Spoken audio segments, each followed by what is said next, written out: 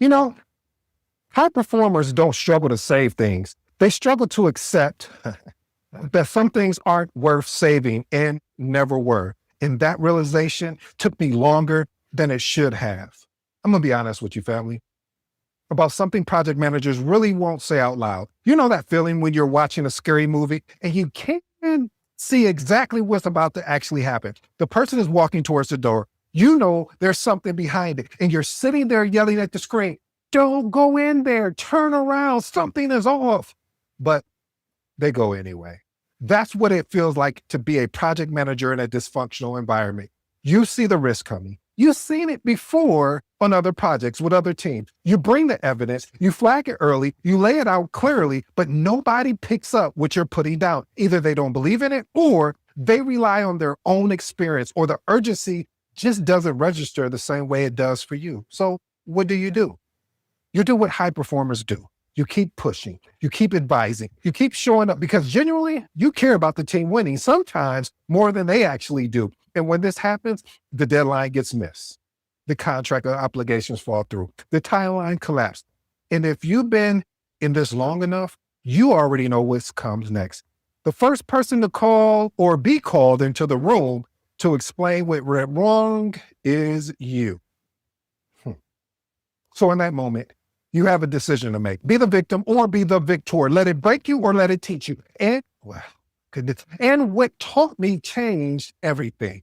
Learn to recognize when you're being tolerated versus when you're being celebrated. Because once you see the difference, you'll stop walking through the wrong doors. Principle number 1. A team that doesn't respond to risk has already accepted the outcome. Listen, family. When a risk is clearly raised, understood, and still not acted on, that's not confusion. That is a decision. It may be said out loud. It may even be documented, but behavior never lies. It always tells you the truth. If nothing changes after the risk is introduced, the team has already decided they can live with the consequences. Why is this important? If you keep treating it like a misunderstanding, you'll waste time trying to convince people who've already made their choice. And while you're trying to create urgency, they're already comfortable with the risk. Here's 2 actionable tips I'd love for you to experiment with. Shift from explaining to confirming. It looks like this. Ask directly, are we aligned that this risk is acceptable given the current approach? We're trying to force clarity here. This is the whole goal. Next one, document the decision. You know the motto here. Documentation beats what? Documentation always beats conversation. So we want to document the decision, not just the risk. Captured who reviewed it, what was understood, and what action was or was not taken. Here's my professional advice, family. Stop trying to make people care at the level you care.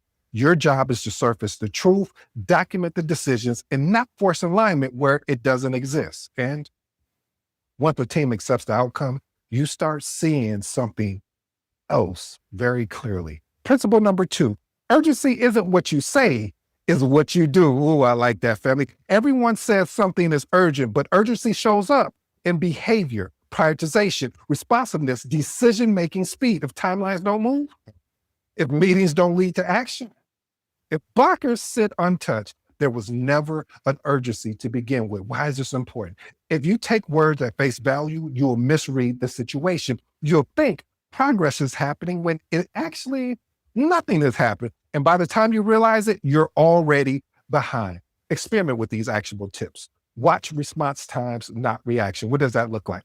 How quickly are decisions made after something is flagged? Next one, tie urgency to deadlines with consequences. What does that look like? We want to make it crystal clear.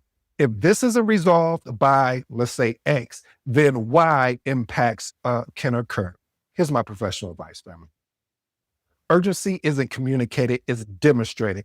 Trust what people do, not what they say. I'm going to say this one more time just in case if somebody really enjoyed that. Urgency isn't communicated, it is demonstrated. Trust what people do, not what they say. Oh, this is getting good to me, family. See, when the urgency isn't real, information starts to move differently. Principle number 3, information shouldn't feel like hide and seek. You remember the game of when you're a little kid, you played a game called hide and seek? Well, what I'm saying here, family, if you're constantly chasing updates, clarification, or basic answers, that is not a communication issue. This is a system problem. Information should flow and not be hunted. Why is this important? When information is hidden, delayed, or inconsistent, decision-making flows slow down and risk increase. You can't lead what you can't see. Experiment with these actual tips. Establish a single source of truth, one place where updates, decisions, and status lives. Next one, set expectations for response and visibility. It looks like this. Define what good communication actually looks like. Here's my professional advice, Army. Clarity should never depend on who you ask. If it does, the system is broken. And when the system is broken, the silence starts telling you a little different than you weren't used to. Principle number 4, silence reveals ownership gaps. When things go quiet, no updates, no follow-ups, no movements, or something is not right. It's too calm. That's avoidance. Silence exposes who actually owns the work and who doesn't. Why is this important? If ownership isn't clear, accountability disappears. When accountability disappears, everything, and I do mean everything, slows down or eventually stops. So experiment with these actionable tips. Call out ownership directly. It looks like this. Ask, who's responsible for moving this forward? You see how simple that is? Next one, don't fill the silence immediately. Let it sit. Let that gap reveal itself. Here's my professional advice, family. Silence is data. Don't rush to fix it. Observe it first. Because once ownership is unclear, something else becomes very clear. Principle number 5, the blame lands where accountability is assigned, not where authority lives. You may not control the decision, but you are definitely accountable for the outcome. The spotlight is on you. The accountability doesn't always follow authority. It follows assignment. Why is this important? If you don't recognize this early, you'll take on responsibility for decisions you didn't have an opportunity to be part of nor make. And when things go wrong, you will be expected to explain them. Here's 2 actionable tips I'd love for you to experiment with. Clarify authority versus accountability up front. We want to ask, who owns this decision and who owns the outcome? Next one, document decision ownership in real time. What we want to do, family, is we want to make it visible for who approved or declined the action. Here's my professional advice. If you're accountable without authority, you need visibility and documentation. That alone is your only protection. And that leads us to one of the hardest truths about this thing that I love, that I hope you fall in love with, called project management. Principle number 6, the project manager is the most visible and the least protected. Oh, I'm probably going to hurt somebody's feelings with this one. If they thought about getting in this thing called project management, this is the truth. You see, you're in every meeting. You see every risk. You're expected to know everything, but when things go wrong, you don't always have the authority to fix them. Why is this important? Because visibility without protection creates pressure, and over time, that pressure turns into burnout. But I would love for you to experiment with these actionable tips. Control the narrative through communication. Don't wait. Proactively share statuses, risk, and decision. Next one, escalate early and often, and make sure you're clear. Make leadership aware before issues become the outcomes. Here's my professional advice. Visibility is power, but only if you use it. If not, it becomes exposure. And when you're exposed long enough, you start trying to fix everything. Principle number 7, you can't push water uphill. Oh, I like that, family. If the environment doesn't support progress, no amount of effort will force it. See, you can push, you can follow up. You can even have the nerve to escalate. But if alignment isn't there, movement won't happen. Why is this important? Trying to force progress in the wrong environment drains energy, and it creates something that does a lot of things to individuals as well as your team. It creates frustration. And eventually you start questioning yourself instead of questioning the system.